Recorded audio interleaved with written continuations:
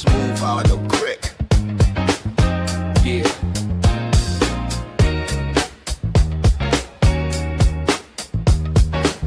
Welcome to the space where knowledge meets the action. Welcome to the Empowerment Show, where we break down the barriers, helping you grow. Financial literacy, speaking truth to the power. Real conversation, changing lives by the hour. We inspire to change, here we challenge the status quo. Sharing tools for building wealth, watching your seeds grow. Empower you to take control of your future. No more living in the past. We're the authors of the sutra. Get ready, get set, let the movement begin. Because empowerment starts now. Let the light in.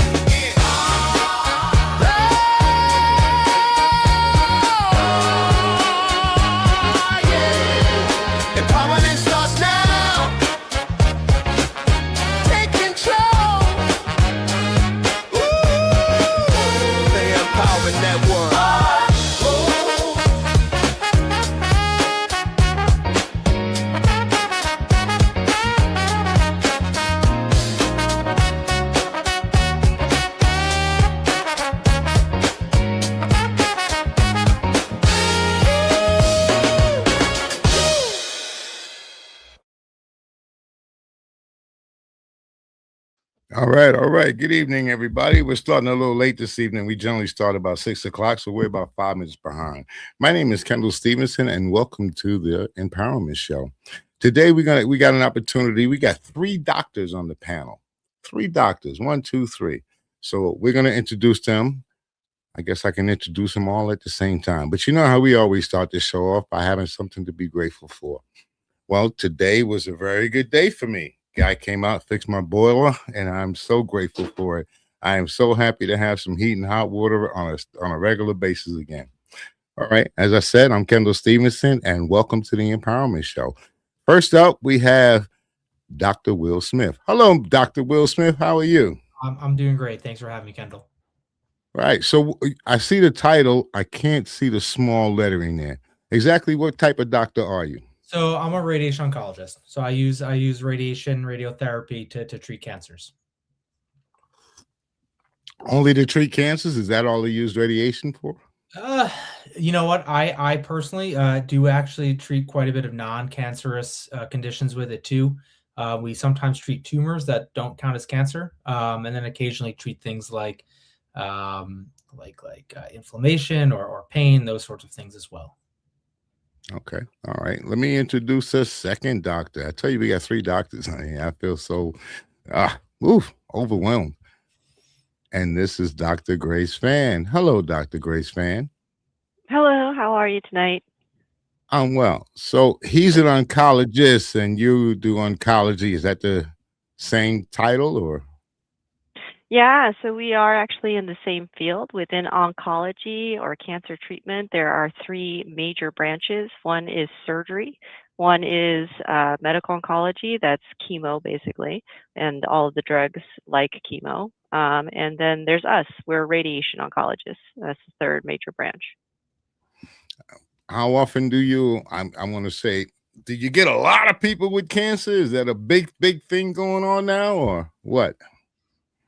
You know, this is not your general or your usual type of an interview. We already know that. I'm not going to be so formal in the who, what, when, where, why. I'm just going to kind of like have a regular conversation.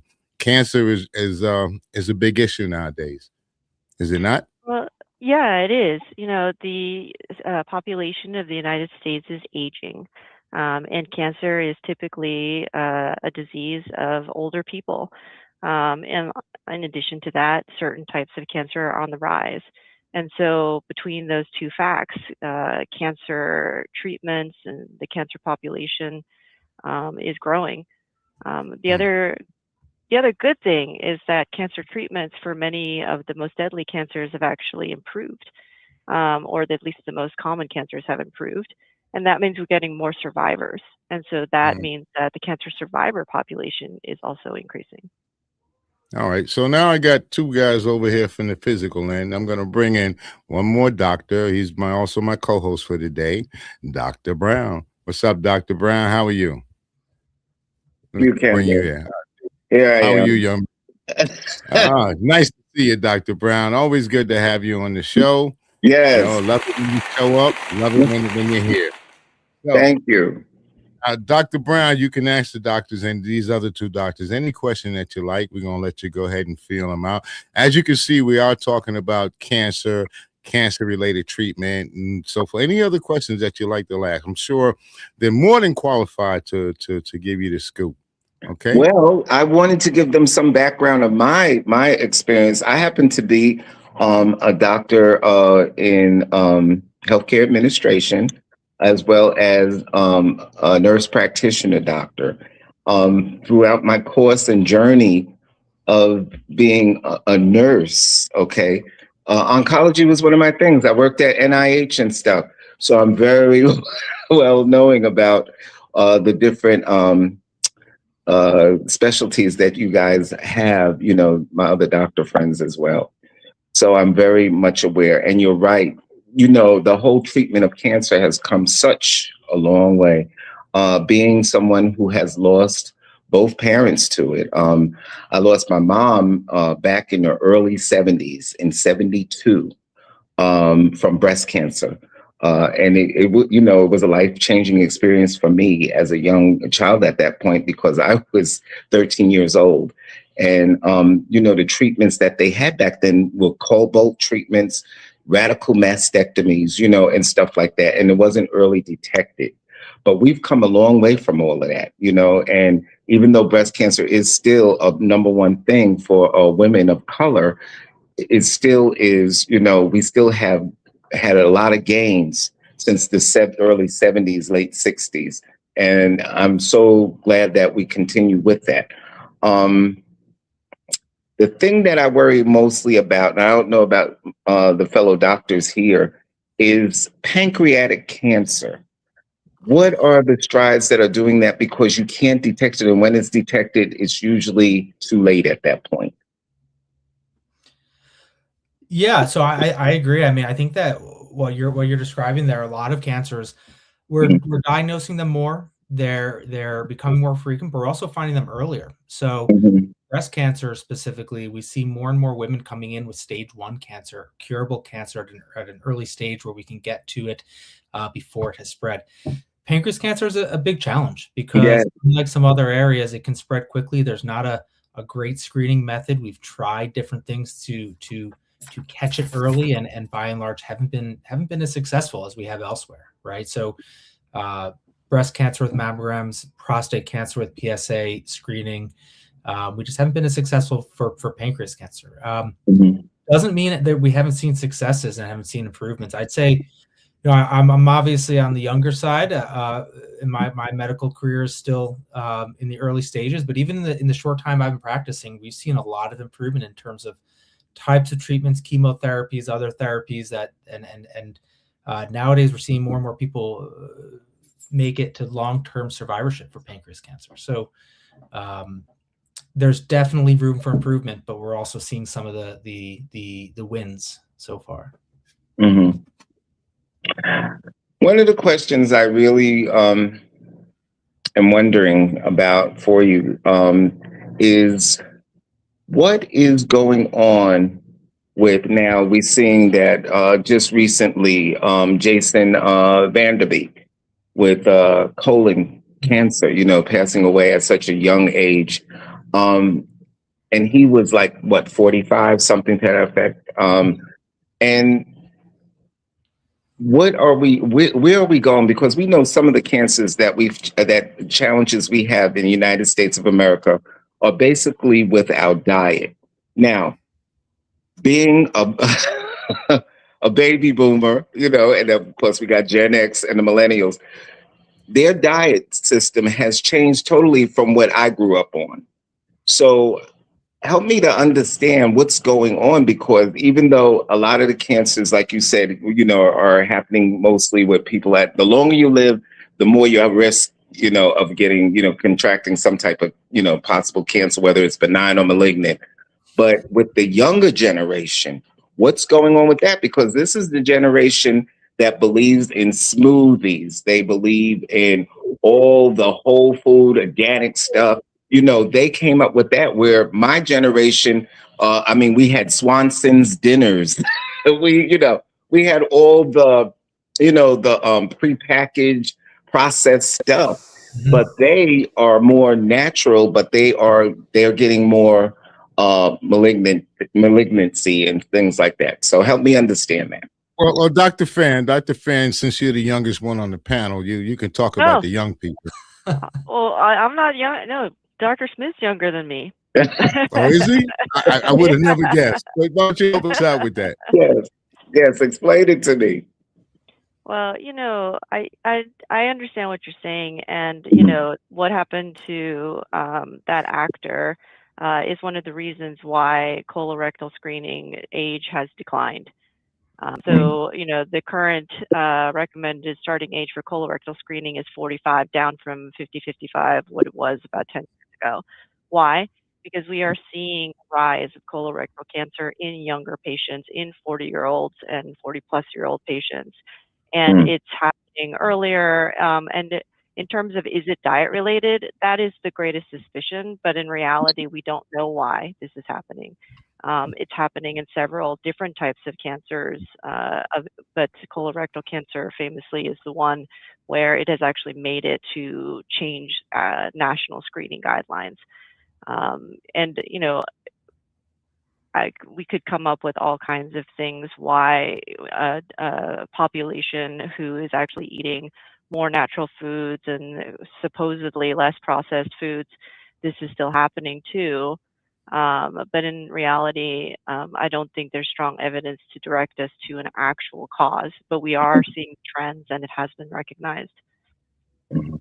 Yeah, it's the most rapidly increasing cancer in that age group, 40 to 50, colorectal cancer. It's a big So, how early would you suggest someone take precaution how old would they be when they start getting checked out, and what would be their first steps to being checked out? So So the age for recommended screening for colonoscopy is now 45 years old. Mm.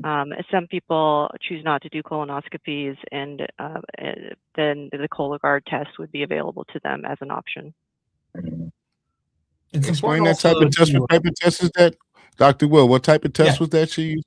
It's called Cologuard. It's a way of testing the your stool for any kind of abnormal DNA, right? So these cancers, they have DNA that's different from the cells in the rest of your body. They have mutations. They look different, and you can test for those differences with a easy test rather than having to go through a procedure. So, how is this test yeah. administered? It's more of a collection than an administration. You take a bit of stool. It's I believe it's sent off to a central lab and they analyze it for you.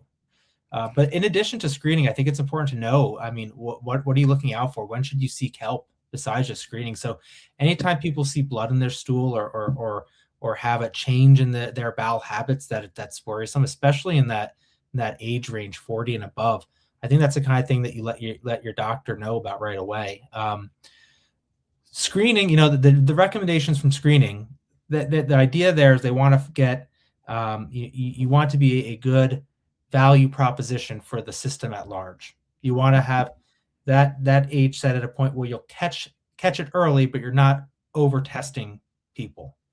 But if you notice anything, if you notice like blood in the stool, that's no longer screening. That's workup. That's a different category entirely. So knowing what to look out for, super important.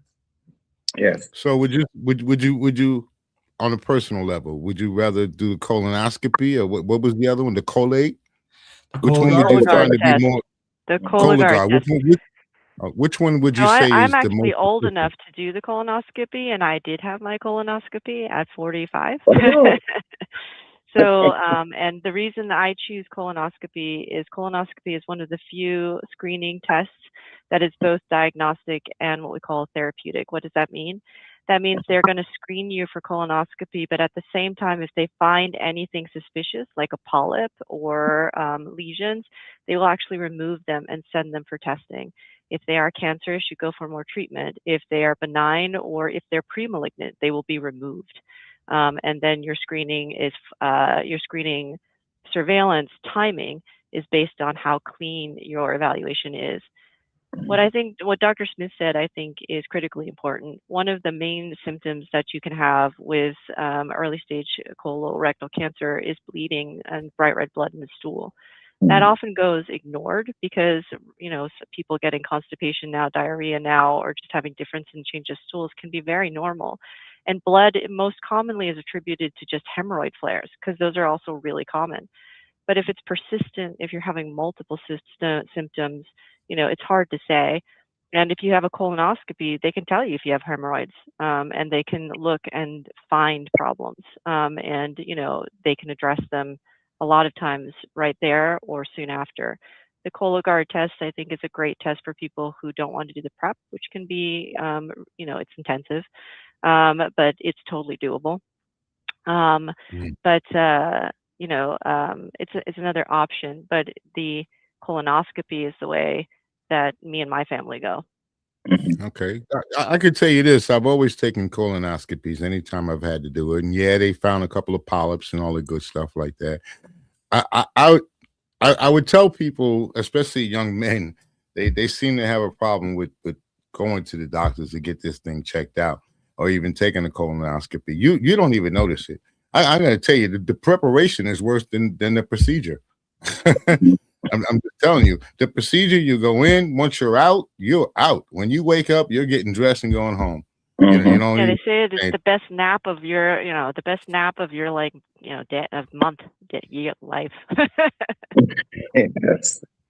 So other than the colon cancers, there are other cancers, and so you're not going to detect them utilizing a colonoscopy. What other ways do you detect the different types of tumors or cancers? So I mentioned PSA checks. PSA testing is a little bit controversial, right? So you got to speak English to me, doctor. What does PSA stand for? Yeah, so PSA it stands for prostate specific antigen. It's a blood test. So you go to the lab, they draw it in a tube, they send it off, and it gives you a number. And that term prostate specific antigen means it is specific to your prostate. So nothing else in the body makes this protein except for your prostate. And in men who have prostate cancer, it's commonly elevated. The tricky thing is it can also be elevated for men with large prostates, which happen as men get older. Men who have infections or inflammation in their prostates. So there's other things that can cause it too. And there's historically been some controversy over whether or not to get it checked. And so if you talk to 10 different doctors, you might get 10 different answers when you should have it checked. My take is that, you should talk to your doctor about it and probably start screening, especially if you have any kind of family history of prostate cancer, say age 50, 55 and above. The same story that we have for breast cancer is kind of what we see for prostate cancer, which is that it's detected early more and more, which allows people to get good surgery, good radiation, cures, rather than letting it get to a point where those options aren't there.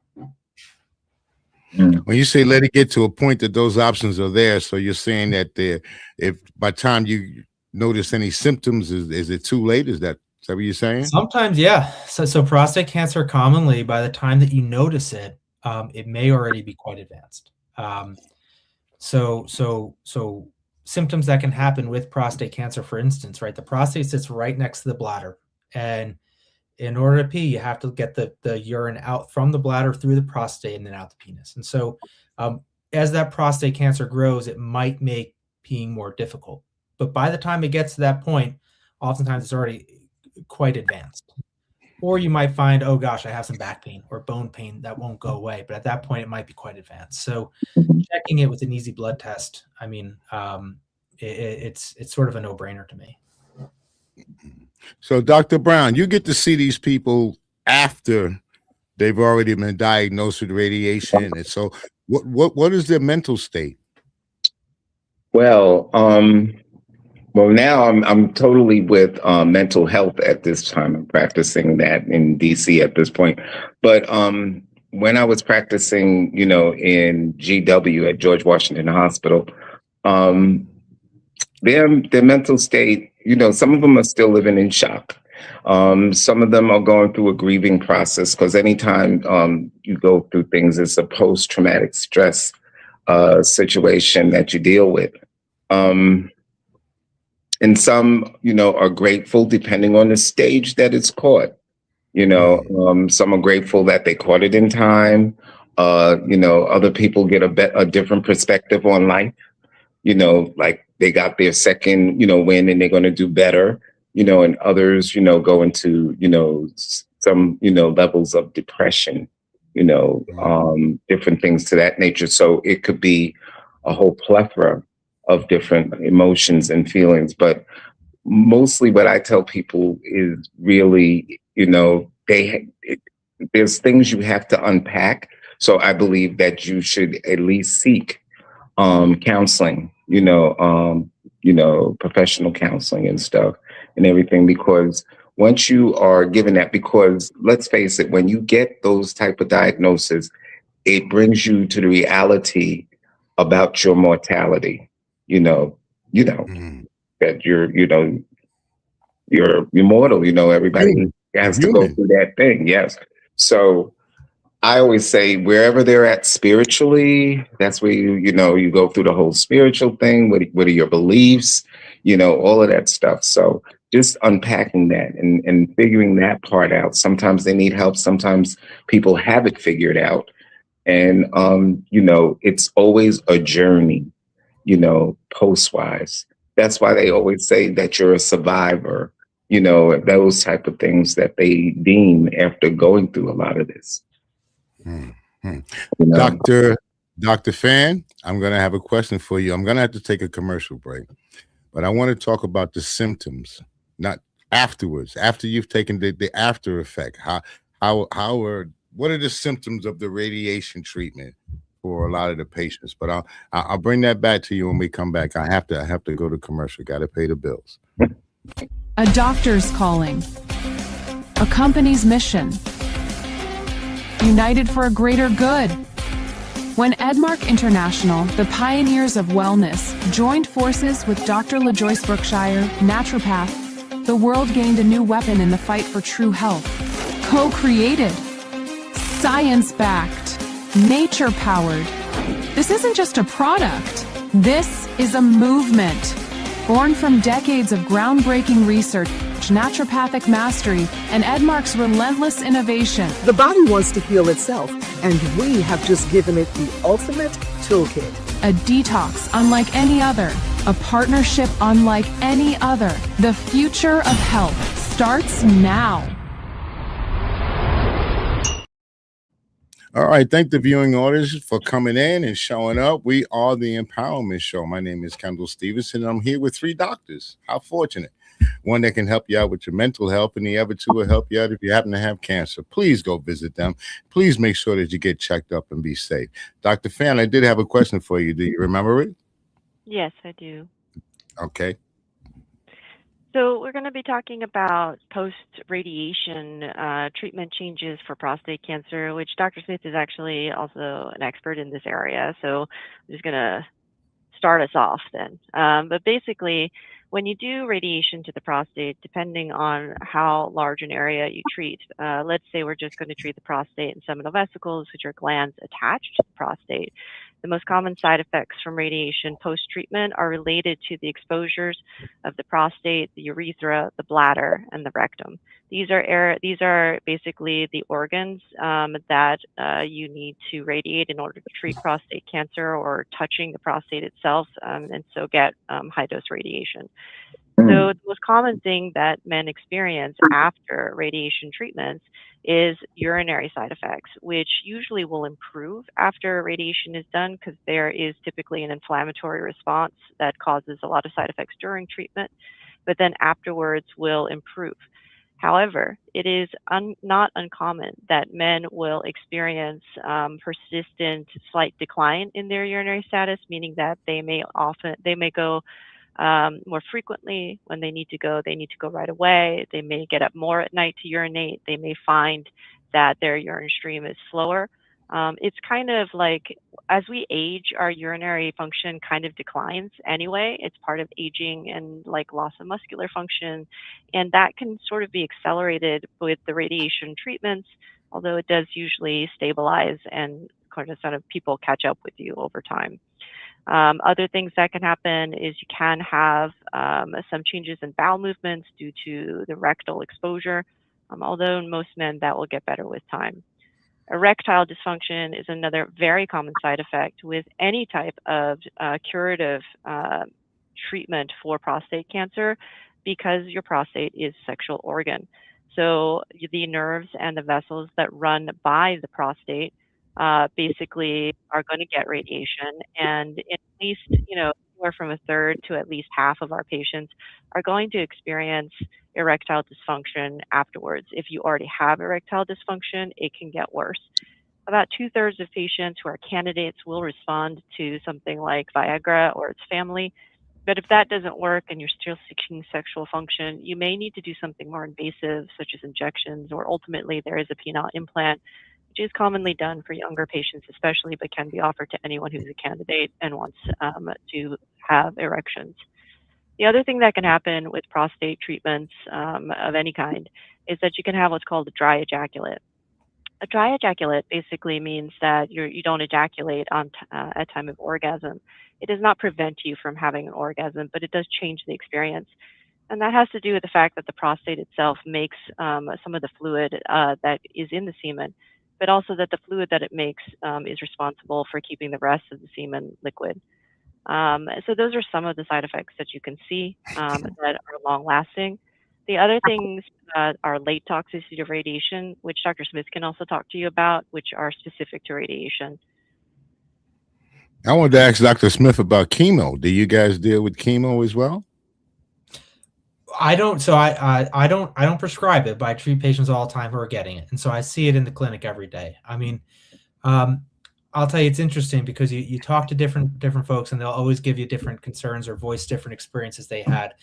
Some people will come in and say, my mother, my grandmother, my father, and whoever had chemotherapy, and I'm never going to have that as a result. Or sometimes you see folks and they come in and they have an experience from someone getting radiation, and they know they have a potentially a preconceived notion about what to expect as a result of that. The chemotherapy, right? So there's different types of chemotherapy. Chemotherapy is not just one thing. Chemotherapy is a whole host of different medications. And the chemotherapy is available now, and the supporting medications to help people get through chemotherapy are just leaps and bounds better than they would have been a few decades ago or a few years ago. One of the biggest improvements in cancer care was not chemotherapy per se, but anti-nausea medication, effective anti-nausea medication to help people get through the same chemotherapy drugs that a decade or two ago or longer than that would have given them quite a hard time. Now we're able to better manage and get people through it. So I always encourage people when I'm talking to them, they say, no, I my family member had chemotherapy. I'm never going to have that. Just keep in mind, it's not one thing. There's different drugs, different regimens. It's now sometimes we talk about chemotherapy, but we're not even talking about chemotherapy. We're talking about immunotherapy. We're talking about targeted therapy, other types of drug-based therapies that kind of fall in the same bucket, but really, really do something different. So,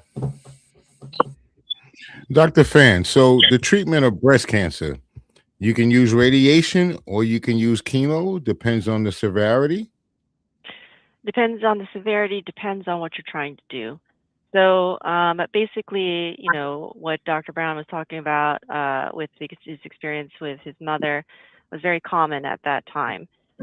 Chemotherapy is offered to breast cancer patients who have basically a significant risk that the cancer may spread at some point. And that is determined by genetic analysis of the tumor these days. It's dependent on stage and how aggressive the cancer is, receptor markers. There are various ways of breaking down and analyzing breast cancer to see how aggressive it is. If you think that the cancer is at high risk for not just local regional recurrence, but for spread, then you would offer those patients some type of either chemotherapy, chemomodulation, or immunotherapy or immunomodulation, or hormone therapy. All of them are on deck and a possibility for depending on what your situation is.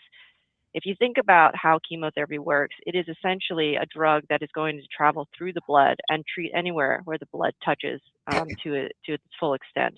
So if you are at risk for spread outside of the area, then you need to be considering like some type of blood-borne treatment. If you're talking about local control, then there are women who are at risk for recurrence or higher risk for recurrence where the cancer was. That's either in the breast itself, the chest wall if you've had a mastectomy, or the draining lymph nodes that drain the breast. And that area is an area of higher risk depending on how aggressive the cancer is, and also, this genetic analysis that they do. In terms of like the radiation itself, the radiation has improved over the years. We treat, instead of 6.5 weeks, which is common when I started treating, we now routinely treat 1 to 3 weeks. The doses have fallen a little bit, but the effectiveness has not. And so, radiation is used for breast cancer, chemotherapy is used for breast cancer, all types of therapy are up on deck for breast cancer, depending on your type of breast cancer. Would you say that African American women are at a higher risk that you've seen of receiving breast cancer? So the African American population is known to have worse outcomes despite equivalent screenings, equivalent testing, equivalent genetic analysis, and it is felt to be something that is related to the genetics of the race itself. This is not just confined to African Americans. Most of the data that we have for various reasons are mostly Caucasian in nature. And so a lot of minorities are underrepresented. And in particular, for whatever reason, it is known that African American women and men actually have more side effects from the same treatments and have poor outcomes for the same stage per stage disease. And that is something that is always discussed and considered when offering treatment for African American women and men. Dr. Brown, so Yes. based on what she just said, do you think that this is a reason why a lot of African American men and women won't go to the doctor, don't go to the doctor, won't get the proper examination, that they feel like they're being experimented on?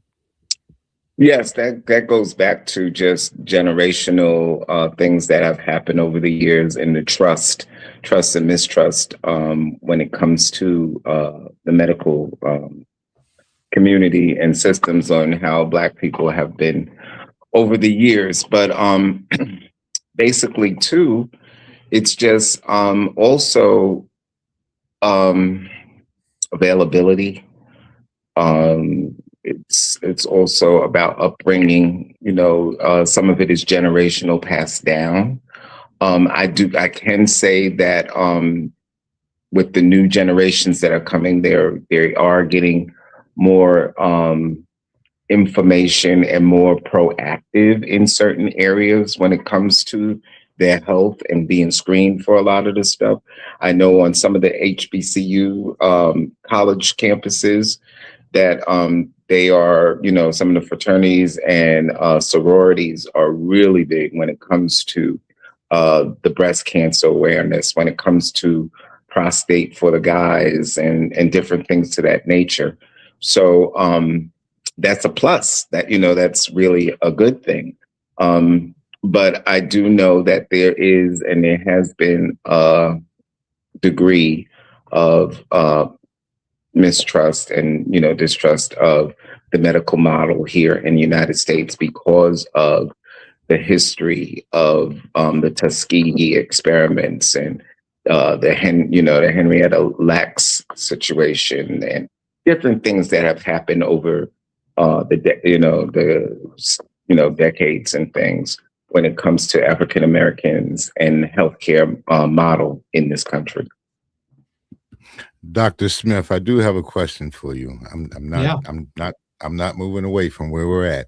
So based on what he just said, and I know that a lot of African American people, they don't really know much about their families because of a lot of the segregation or separation throughout the years, and people live over here and people live over there. Would you suggest people to take the genealogy test, and would that help out? That's a great question. We know certain cancers run in families, right? So we know, for example, breast cancer, prostate cancer, a certain number of them are going to run in the family. I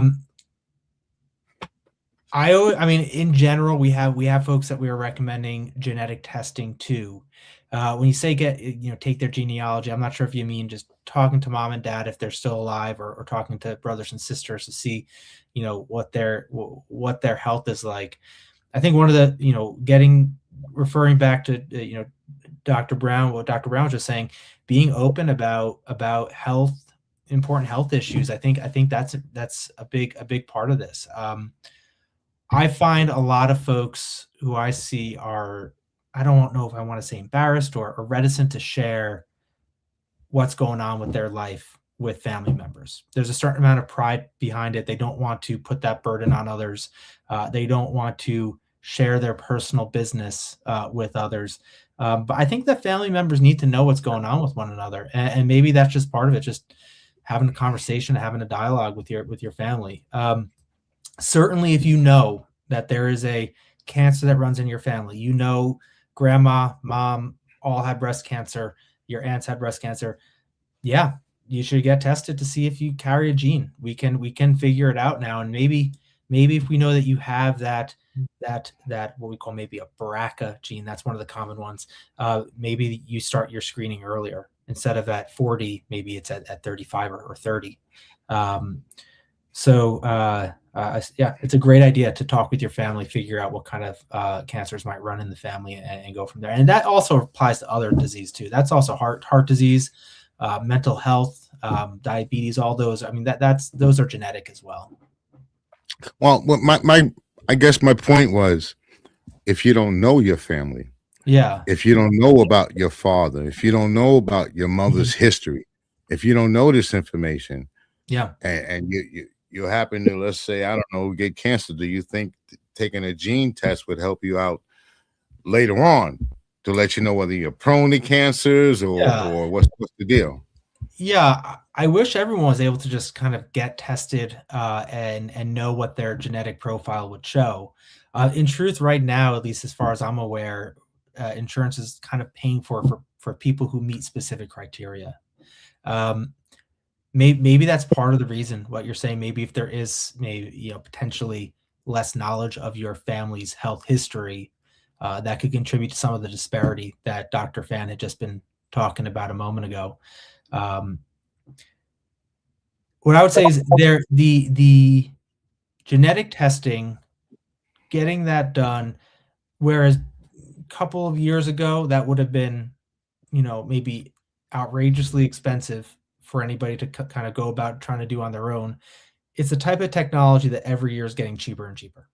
And so it might be that you talk to your doctor about it and they say, yeah, this is only going to be maybe $100 or something. And that's not a small amount of money necessarily, but it's also not a fortune where maybe many people could access it even if insurance isn't paying for it.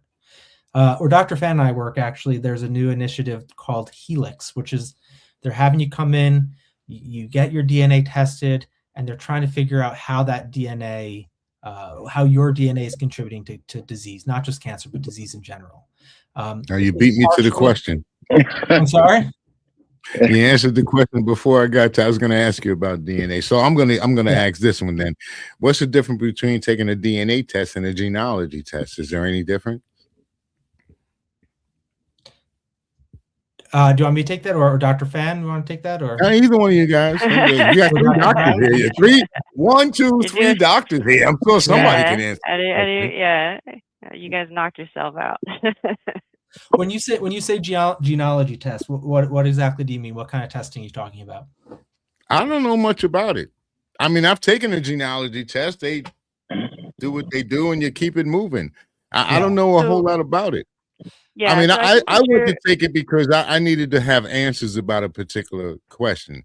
I took it because I didn't know much about my family's history at all. So, and because my siblings are half, they're not full siblings, they're half. So this was the reason why it was suggested to me to take that.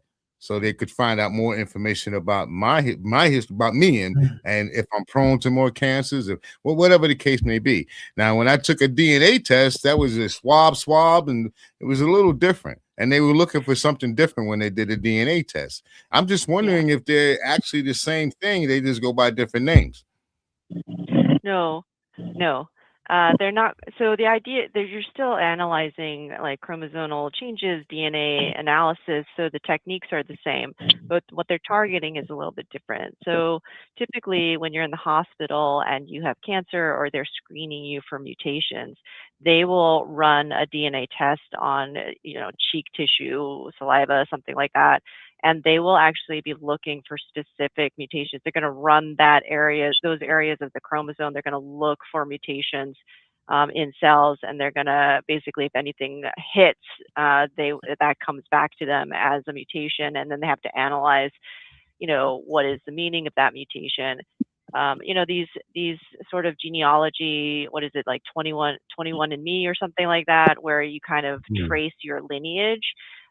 They are also analyzing DNA and chromosomal patterns that are specific to different races and cultures and people over time, but they're not looking for these like specific mutations that we look for when we try to say, you carry the BRCA BRCA gene, which is very famous because that's the one that Angelina Jolie's family has, which makes her extremely susceptible to breast cancer, and any of her children, natural born, who carry that. It's actually not just a breast cancer gene; it's also a GI tumor gene and ovarian cancer gene. So depending on which one you carry, it can be passed to both men and women. And that is a specific mutation that we look for when we send our DNA testing. The helix is actually looking for that type of screening mutation analysis, as opposed to, are you descended from, African Americans, French people, people of Asia, and like that kind of thing, which I think those genealogy tests are more geared towards. Okay. Outstanding. I just lost my train of thought. I've never done that. How about that? Oh, I had a question in mind, and it just I slipped me. I was listening to you, and it just slipped my mind. I'm not used to doing that. All right. So anyway, Dr. Fan was for people who know, she helped me out quite a bit. And I'm very grateful and appreciative. See, if I had a bell, I'd ring the bell for her. You see. I'm gonna tell you, getting to ring that bell was the best thing in my life. I'm, because you do go through it mentally. You really do, and not only you, it affects you, it affects your family, and pretty much your friends, everybody that's around you. You go through it mentally. I'm telling you, when the doctor tells you you have cancer, you don't hear anything else. Everything else is wah wah wah wah. You hear nothing else. The whole time while you're going through it, you're thinking about, well, should I do my will? Is it that time? What should I be doing? Because you get scared. I mean, at one time, even prostate cancer, that was like a death sentence. So that, based on the technology and stuff that we have nowadays, I think we're pretty good with all of that good stuff. I'm gonna let Mr. Charlie Brown, because I heard him. He said he had a question. So, Dr. Brown, please. Okay. So I think this is for Dr. Fan, I believe. Can you clear up some of the misnomers about, if you get chemo, you can't have radiation. If you do radiation, you can't get chemo. Because a lot of people have been told that over the years, that if you go one direction, you can't, or you have to wait or whatever. Can you just speak on that? yeah. So I think that is actually not necessarily true. It's dependent on your situation. So if you're looking at older regimens, there was a time where most of the chemotherapy was what we call cytotoxic in nature, meaning that it's a type of chemotherapy that is targeted at DNA replication, and so that's the same, and it causes cell death by causing a lot of DNA damage. That overlaps with how radiation works. And when you combine radiation and chemotherapy, then essentially you are combining toxicity of treatment. Having said that, it is the standard of care to do both chemotherapy and radiation in many types of curative cancers, but it does increase side effects. But if you go back far enough, where was a time when radiation itself was also much more toxic because the machines and the technology that was used was just not as efficient, and just a lot more, just a lot more side effects to get not as good of results. And it limited what people could do together without causing a lot of harm. Also, again, as Dr. Smith had said, that was a time when there was not as much supportive, there just wasn't as much supportive medications that were as good as they are now. And it was just too toxic to actually do without putting tons of people in the hospital. And so, there's this story that you can't get both. That's not actually true. It just depends on the situation, what type of chemotherapy you're getting. We still today, depending on why you're getting chemotherapy and where you're getting chemotherapy, radiation therapy, decide whether or not we want to hold the radiation or hold the chemo and not overlap, because that does happen sometimes. It's not worth the toxicity to overlap them for your given goals. But it doesn't mean you can't. It just means that some drugs don't work well with radiation, or make the patients too sensitive to radiation, or vice versa. Or maybe your goals are just to make it as easy as possible, and you don't need to overlap them to get that done. It just depends on what the situation is. But that is actually not necessarily true. Okay. Question: what new modalities are they doing, or what medications now are they using for those that lose their appetite? Most of the people undergoing treatments and stuff, they don't have an appetite, or the taste, the metallic tastes and stuff. I know back in the day they had Megace. Has that changed, or what are they doing now to boost up appetite and stuff? I want to answer that one. I got that one. Mary Jane. Mary Jane, that's right. That's right. Eagle. Okay. There you go. Mary Jane. Mary Jane. I'm sorry. Okay. Go ahead, It works. doctor. It works. It really does. I mean, I see folks who come in, they're losing weight, and that it can be life saving. Mm-hmm. I think it's great that more and more there's less of a stigma about it. Sometimes it used to be that we would suggest, and even in some, for example, I worked at the VA at one point during my training, and a lot of veterans have a strong, objection to it. But increasingly, I'm finding people are open to the idea, and it's a great drug. Yes. And I've noticed too, through time, you don't see people being cachexic. They used to have cachexia a lot. You don't see that happening anymore. I think it's because of the drugs, I guess, the change in drugs, or the regimens or modality. I don't know. Doctor, you want to talk about that? One of y'all can take it. No, yeah. I mean, I think the increasing availability, right? So it used to be that if you wanted to use marijuana for the appetite stimulation, it had to be done covertly. Maybe you couldn't tell your doctor that you were using it. Nowadays, I think all cancer doctors that you go to are going to tell you that they are going to encourage you to use it as directed. So it is my first go-to for people who tell me they are having decreased appetite during their treatment. Inflammation, pain. Yeah. Nausea. Yeah. It helps with all of this anxiety. And so I'm old enough that Megace was our go-to at that time. I saw cachexia then, I see cachexia now, but more for end stage. Yeah, like it's not, when I started, you could see cachexia on treatment and non-end stage patients. It wasn't unheard of. Now you see cachexia more when you're approaching the end, which is, that's just part of cancer, unfortunately. But, Megace is fine. It doesn't work that well. No. it doesn't help with the taste. The metallic taste from the platinum drugs is legendary, and the treatment is basically still to just numb your tongue so you don't taste anything because there's no way to get around it. And they've tried other things. There was a time when we couldn't get marijuana, and in desperation, I've had patients been placed on steroids just to make them eat, Oh, wow. which is not great. Yeah. But there was otherwise they just waste away. And we couldn't get marijuana or anything. We would use the marijuana barbiturates. The substitutes are very hard to get.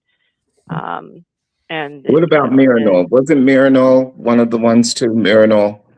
Yeah, so we use Marinol, and Marinol works, but it's not quite as easy to use. And at the time, it was still heavily regulated, and so it's just very hard to get, and very hard to get covered. Whereas marijuana is we still do the gummies. The gummy you can't really It get grows high. out of the ground free. Yeah. So you can get it off the street, but don't get it off the street because that's No. No, I said it grows out of the ground. That's one of those things that my man he made possible for us. It grows right out of the ground. Yeah, it's just I know it's cheaper off the street, but it's less fentanyl. Don't use that stuff. But the medical marijuana is it's just so much easier. It's so much better accepted. It's helped so many people. I encourage a lot of my patients to at least give it a try. A lot of my patients are very adverse to using it, just like the VA patients. They don't do drugs. And we often have let me this. tell you, I think the peoples or the powers that be, they had a way of influencing people. At one time, they would tell you marijuana is bad for you. Actually, they came out with a movie called Reefer Madness. I don't know if you guys are too young for that, but it was called Reefer Madness. And I'm going to tell you, the movie was crazy. Goes to White Castle. That's the one I know. Yeah, the people in there were crazy. Everybody that smoked weed they went ballistic. They went crazy. They were suicidal. They were in a rage. So they really gave it a bad name using a marketing ploy. Now that now they figured out there's $1 to be made here. So now the strategy has changed. So instead of people giving you the negative, now they're starting to hit you more and more with the positive uses of it because they can make money. You know how many dispensaries they got around? You know how hard it is to get a dispensary license? So those people, they got to have money to start at to begin with. You can't go into this thing with $20 and say it's going to work. So, and this is people with money making more money. The more that they legalize it, you don't need to go to the guy in the street because you can go to the guy legally over there, and you probably get a better quality and cheaper than what you would get it on the street. You can get this stuff in your coffee now. I went to you just asked for it, they pour it in for you. Yes.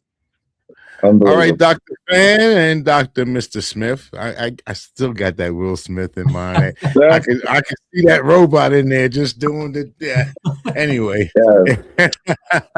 It's about time for us to end our show. So I'm going to thank you guys for coming on. Okay? Got to give you a flowers. All right, and myself and Dr. Charles, we're going to close out the show. So again, thank you guys for coming on, and hopefully we can do this one more again. In other words, almost definitely. Thank you. Yes. Okay. Thank you very much, Dr. Smith, for coming on.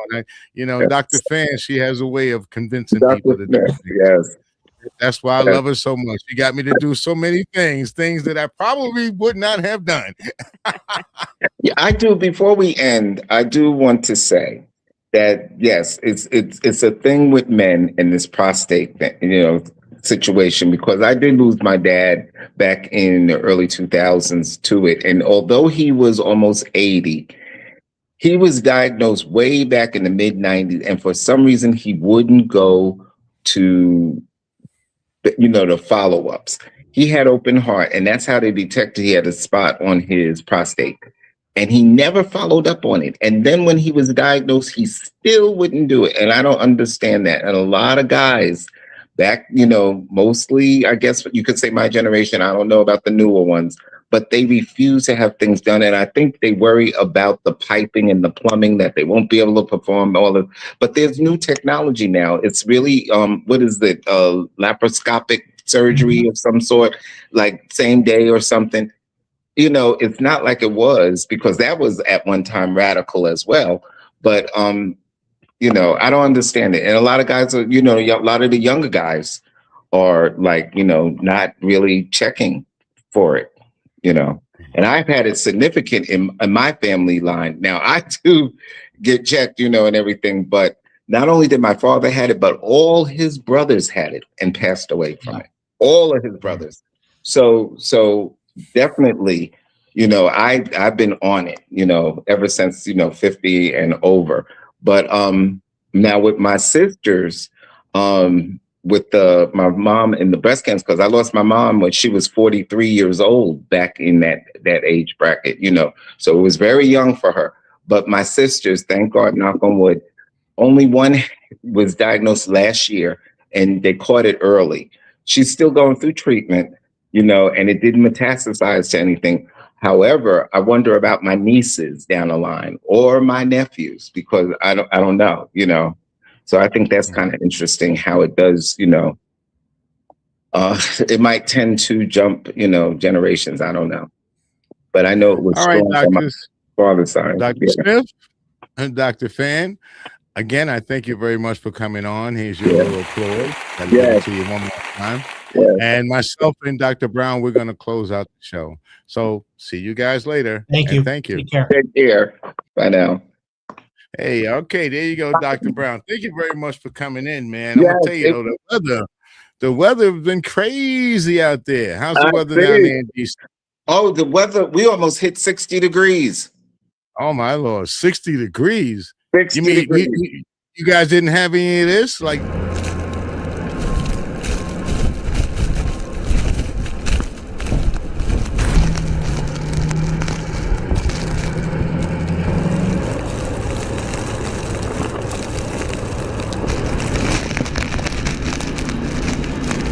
looks pretty damn cold out there to me, man. So if you guys got to evade, you got to avoid all of this, man. I think you guys are pretty damn lucky. She's talking about 50 degrees? Yes. Seriously? Yeah, 50 degrees? it hit 56 degrees this afternoon. I have not seen that kind of weather in a minute or two. Yes, You know? and Wow. Saturday is supposed to hit 65, I think, 60, 65. However, tomorrow it's going to be 42 degrees. So it's all that weather, that whole weather shifting and the jet stream. You can't deny global warming. It's severe shifting. And you know, New York is going to get hit again. They're getting hit again. Yeah, it's supposed to be a couple of more times. Even, you know, we're right next to New York. I'm in the north as well. Yes. So we're right next to New York, you know. They're talking about some more snow. I was like, they got hit pretty bad. Yeah, well, Connecticut got 37 inches.